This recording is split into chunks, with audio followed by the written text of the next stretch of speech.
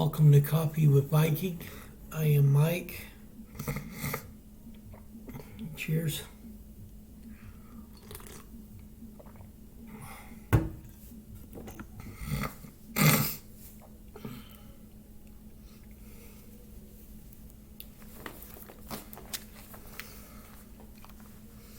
Lamentations Chapter 3. I am the man that had seen affliction by the rod of his wrath. He had led me and brought me into darkness, but not into light. Surely against me is he turned. He turneth his hand against me all the day. My flesh and my skin hath he made old. He hath broken my bones. He hath builded against me, and compassed me with gall and travail. He has set me in dark places, as they that be dead of old. He hath hedged me out, that I cannot get out. He hath made my chain heavy. Also, when I cry and shout, he shutteth out my prayer. He hath enclosed my ways with hewn stone. He hath made my paths crooked. He was unto me as a bear lying in wait, as a lion in secret places. He hath turned aside my ways, and pulled me in pieces. He hath made me desolate. He hath bent his bow, and set me as a mark for the arrow. He hath caused the arrows of his quiver to enter into my reins. I was a derision to all my people, and their song all the day. He hath filled me with bitterness. He hath made me drunken with wormwood. He hath also broken my teeth with gravel stones. He hath covered me with ashes, and thou hast removed my soul far off from peace. I forgot prosperity, and I said, my strength and my hope is perished from the Lord. Remembering mine affliction and my misery, the wormwood and the gall, my soul hath them still in remembrance, my soul hath them still in remembrance, and is humbled in me. This I recall to my mind, therefore have I hope.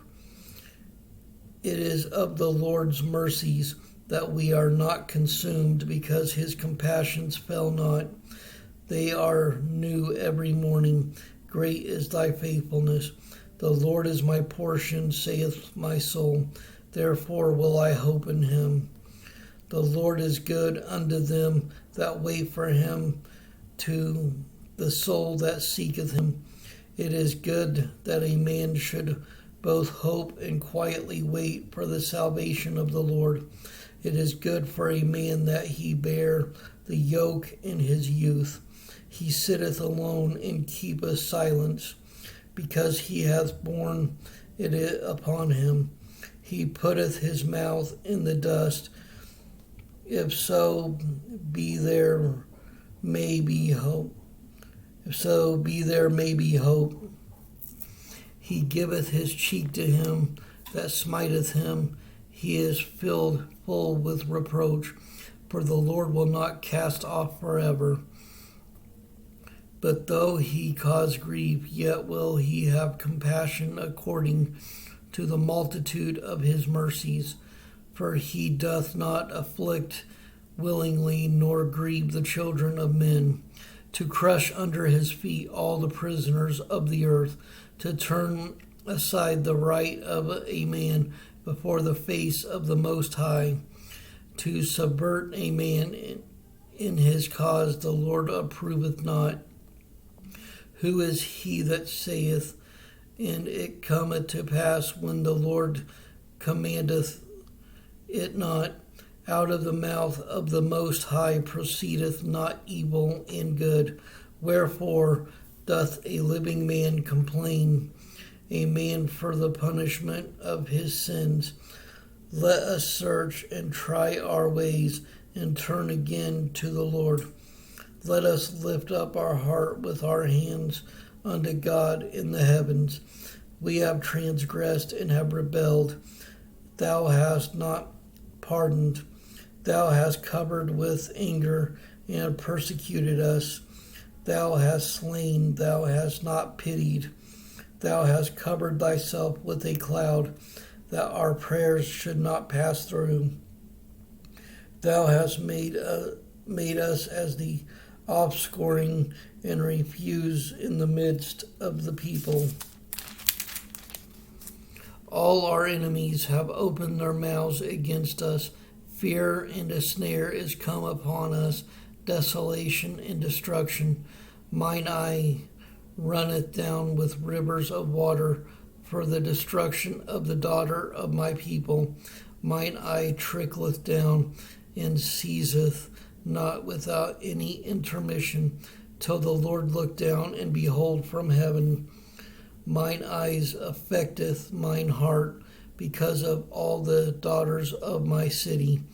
Mine enemies chased me sore like a bird without cause. They have cut off my life in the dungeon and cast a stone upon me. Waters flowed over mine head. Then I said, I am cut off. I called upon thy name, O Lord. Out of the low dungeon thou hast heard my voice. Hide not thine ear to my breathing at my cry. Thou drewest near in the day that I called upon thee. Thou saidst, fear not. O Lord, thou hast pleaded the cause of my soul. Thou hast redeemed my life. O Lord, thou hast seen my wrong. Judge thou my cause. Thou hast seen all their vengeance and all their imaginations against me.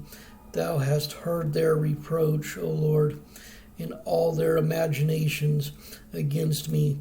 The lips of those that rose up against me and their device against me all the day. Behold, their sitting down and their rising up. I am their music.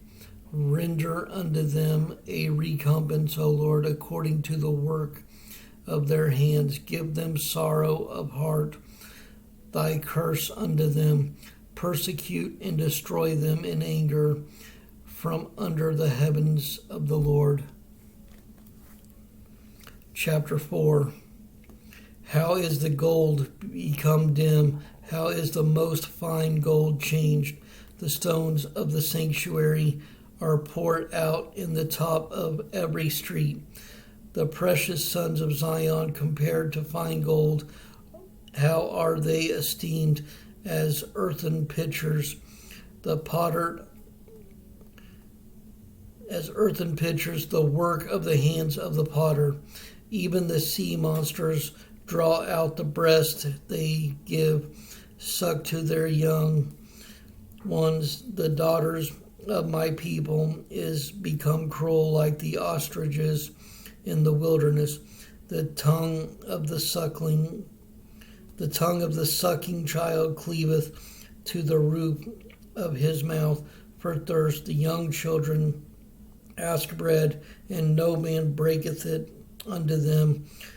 They that did feed delicately are desolate in the streets. They that were brought up in scarlet embrace dunghills. For the punishment of the iniquity of the daughter of my people is great than the punishment of the sin of Sodom, that was overthrown as in a moment, and no hand stayed on her. Her Nazarites were purer than snow. They were whiter than milk. They were more ruddy in body than rubies. Their polishing was of sapphire. Their visage is blacker than a coal. They are not known in the streets. Their skin cleaveth to their bones. It is withered. It is become like a stick. They that be slain with the sword are better than they that be slain with hunger, for these pine away stricken through for want of the fruits of the field. The hands of the pitiful woman have sodden her own children. They were their meat in the destruction of the daughter of my people. The Lord hath accomplished his fury. He hath poured out his fierce anger, and hath kindled a fire in Zion, and it hath devoured the foundations thereof. The kings of the earth and all the inhabitants of the world would not have believed that the adversary and the enemy should have entered into gates of Jerusalem. For the sins of her prophets and the iniquities of her priests that have shed the blood of the just in the midst of her. They have wandered as blind men in the streets. They have polluted themselves with blood so that men could not touch their garments. They cried unto them, Depart ye, it is unclean. Depart, depart, touch not. When they fled away and wandered, they said among the heathen, They shall no more sojourn there. The anger of the Lord hath divided them. He will no more regard them. They respected not the persons of the priest. They favored not the elders. As for us, our eyes as yet failed, for our vain help is our watching. We have watched for a nation that could not save us. They hunt our steps that we cannot go in our streets. Our end is near. Our days are fulfilled, for our end is come. Our persecutors are swifter than the eagles of the heaven. They persuaded us upon the mountains. They laid wait for us in the wilderness. The breath of our nostrils, the anointed of the Lord, was taken in their pits, of whom we said, Under his shadow we shall live among the heathen. Rejoice and be glad, O daughter of Edom, that dwellest in the land of Uz. The cup also shall pass through unto thee. Thou shalt be drunken, and shalt make thyself naked. The punishment of thine iniquity is accomplished. O daughter of Zion, we will no more carry thee away into captivity. We will visit thine iniquity. O daughter of Edom, he will discover thy sins.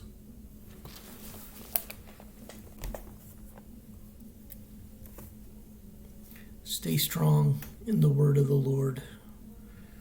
Stay blessed. Stay caffeinated. Much love.